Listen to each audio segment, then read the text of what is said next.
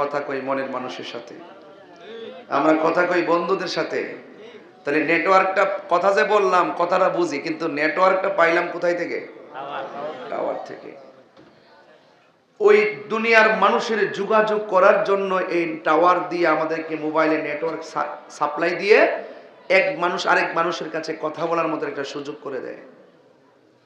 এটা ক্ষণস্থায়ী।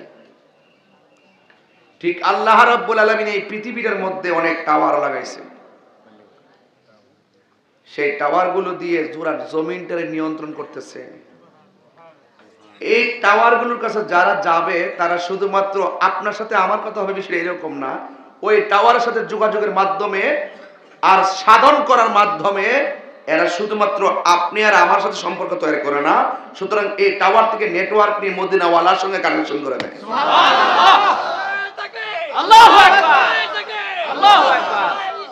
ইয়া রাসূলুল্লাহ, ইয়া রাসূলুল্লাহ। ওই শানে গাউসে পাক নামটা শুরুতে আছে তো, এই জন্য আমি নামের শিরোনামটা যে কত বরকত এই জন্য বলছি।